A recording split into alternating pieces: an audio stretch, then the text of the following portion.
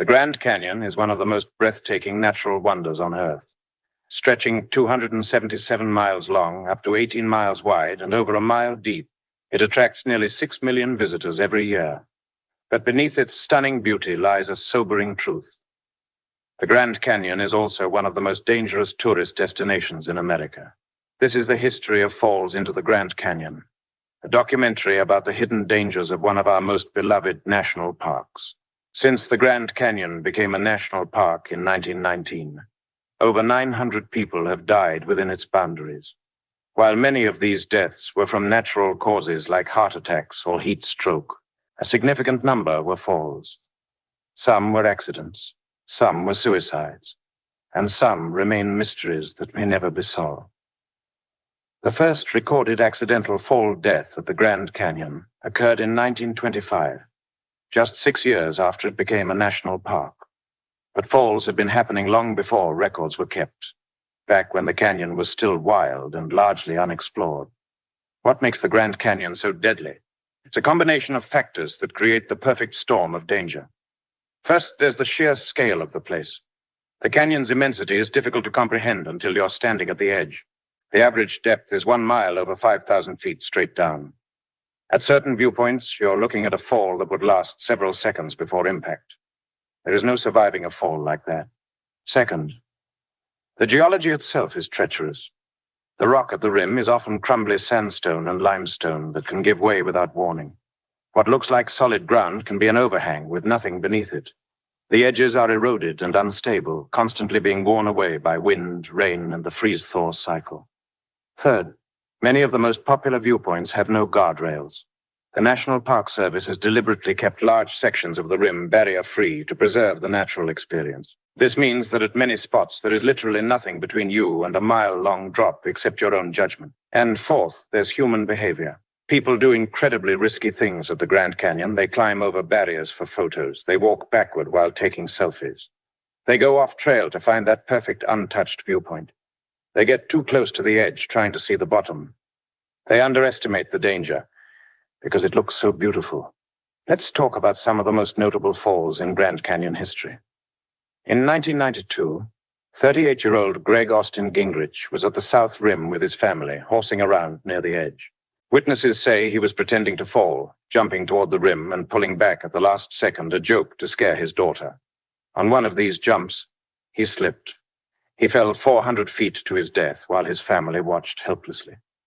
In 2007, a 16-year-old girl was taking pictures at Mather Point, one of the most visited viewpoints on the South Rim. She was moving around, trying to get the right angle, when she stepped on an unstable rock. It gave way beneath her, and she fell nearly 400 feet.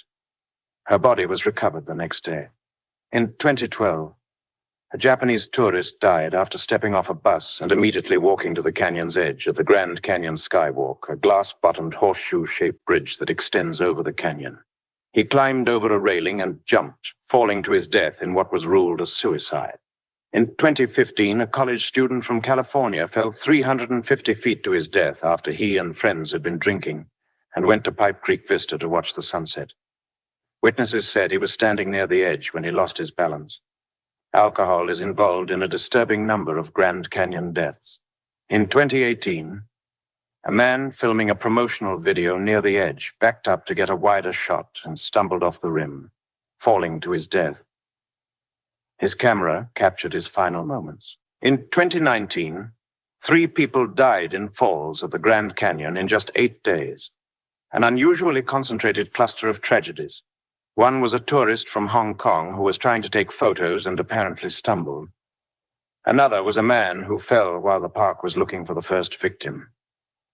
The third went over the edge at the Skywalk in what was suspected to be a suicide. But perhaps the most haunting cases are the ones where people simply vanish. In 2015, a woman disappeared during a routine morning walk along the rim trail. Despite extensive searches, no trace of her was ever found. The prevailing theory is that she fell in a remote area where her body hasn't been discovered, possibly into a side canyon or crevasse. The same year, a man told his hiking companions he was going ahead to scout the trail. He never returned. Massive search efforts found nothing. Years later, he's still listed as missing. though most believe he fell. These disappearances highlight a disturbing reality. The Grand Canyon is so vast, so complex, with so many hidden side canyons and crevices, that a body can disappear and never be found. Search and rescue teams openly acknowledge that they don't find everyone. The canyon keeps some secrets forever. Not all falls of the Grand Canyon are accidental. The park has long been a destination for people contemplating suicide, drawn by the certainty of the method, and perhaps by a desire to die in a beautiful place. The National Park Service doesn't publicize suicide statistics, partly out of respect for families and partly out of concern about the copycat effect, the phenomenon where publicizing suicide methods can inspire others. But rangers and search and rescue personnel will tell you, off the record, that intentional jumps happen more often than most visitors realize. The challenge is that it's not always possible to determine whether a fall was accidental or intentional. If there are no witnesses and no note, how do you know? Did that person slip or did they jump? The canyon doesn't give up those answers. Then there are the cases that blur the line between accident and recklessness. In 2019, a man fell to his death at the Eagle Point observation area. Witnesses said he had climbed over a safety barrier to get closer to the edge. Was it an accident? Technically, yes. But he had deliberately put himself in danger by ignoring clearly marked boundaries. This raises difficult questions about personal responsibility versus park safety. How much should the Park Service do to protect people from themselves? Should they install guardrails everywhere, even if it diminishes the natural experience for millions of visitors?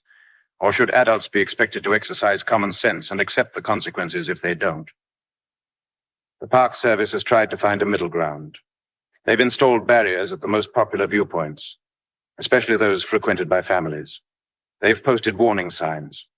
They've created educational materials about canyon safety. Rangers give safety briefings to hiking groups. But they've also made a conscious decision to keep much of the rim in its natural state without barriers.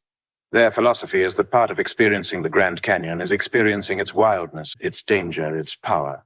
To sanitize it completely would be to diminish what makes it special. This means the burden of safety falls largely on visitors. And unfortunately, many visitors don't take that burden seriously. The invention of the smartphone and the selfie culture has made things significantly worse. Between 2010 and 2020, there was a noticeable uptick in close calls and actual falls related to people taking photos. People walk backward to get themselves and the canyon in the frame. They perch on rocks right at the edge. They lean out over drops to get that dramatic shot. They're focused on their phone screen instead of where they're putting their feet. In 2019, an Israeli teenager fell to her death at Point while taking a selfie near the edge. In 2018, a man died after stumbling while trying to take a photo near the edge. These aren't isolated incidents, they're part of a disturbing trend. Rangers now spend considerable time each day telling visitors to step back from edges, to stop climbing on rocks, to put down their phones and pay attention to their surroundings. But they can't be everywhere at once. The canyon is simply too large, and there are too many access points. Falls aren't the only danger at the Grand Canyon, but they're among the most preventable. Unlike heat stroke or heart attacks, which can happen even to careful, prepared visitors, falls are almost always the result of a choice, the choice to get too close, to ignore warnings, to prioritize a photo over safety. Search and rescue operations at the Grand Canyon are incredibly dangerous and resource-intensive. When someone falls, rangers and helicopter crews must navigate treacherous terrain to recover the body. These operations put rescuers at risk and cost taxpayers hundreds of thousands of dollars annually. The helicopters must fly into narrow canyons with unpredictable air currents. Ground teams must rappel down unstable cliff faces, and often they're recovering bodies that have fallen such distances that there's very little left to recover, a grim reality that rescue personnel rarely discuss publicly.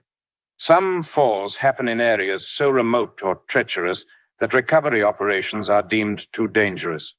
In these cases, the body is left where it fell. The canyon becomes a grave.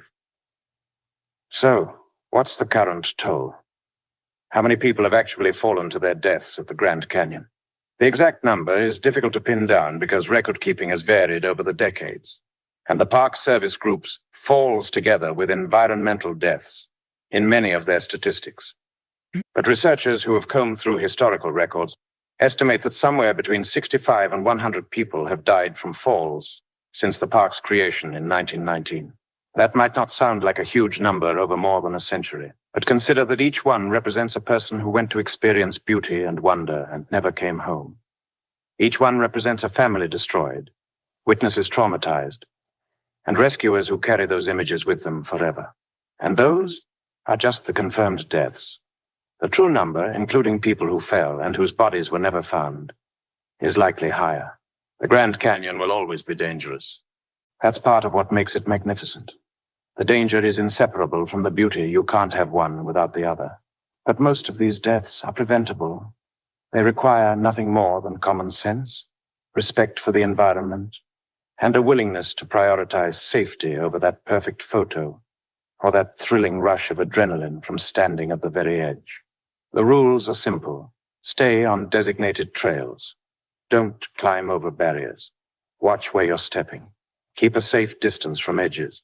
Don't walk backward while taking photos. Watch your children closely. Don't drink alcohol near the rim.